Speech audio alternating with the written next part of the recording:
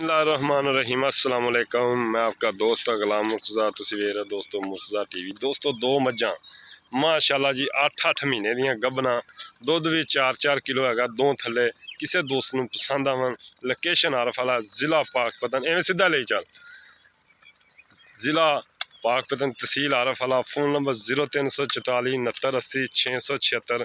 दोस्तों दोनों the final ji demand है दोस्तों, फाइनल दसनी असी इंदे जो फुल कोई प्यार मुहब्बत नहीं। एंड वाले रेट दसना 8-8 महीने की गब्बन ने पिछा लाया।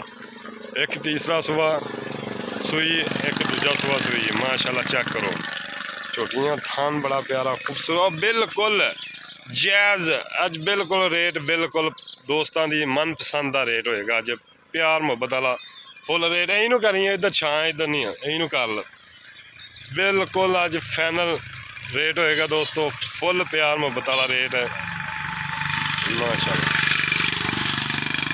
चल आ है यार उरा। अस्सलाम वालेकुम।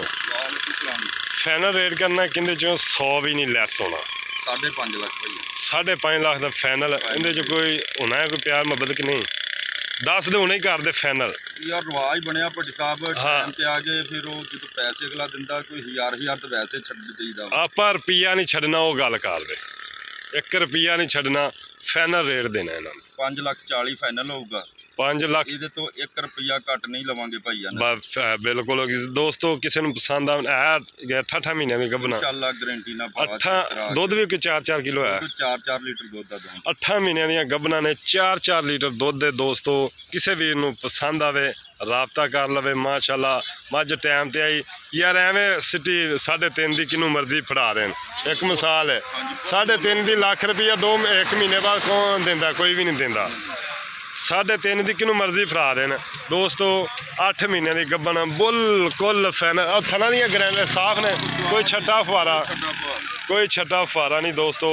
अज इंशाल्लाह बिल्कुल बाटा रेट है फाइनल। किसी दोस्त नूं पसंद आवे राबता कर लवे, कॉल कर लवे। माशाल्लाह लोकेशन आरफ वाला ज़िला पाकपतन। बिल्कुल कमाल का रेट अज देता है दोस्तों, कमाल का रेट है माशाल्लाह। मज्जा चेक कर लो, सोहनियां खूबसूरत ने। किसी भी नूं पसंद आवे फ़ोन नंबर 0344 69 80 676। इजाज़त दो, मिलने अच्छी वीडियो नाल। अल्लाह निगहबान पाकिस्तान।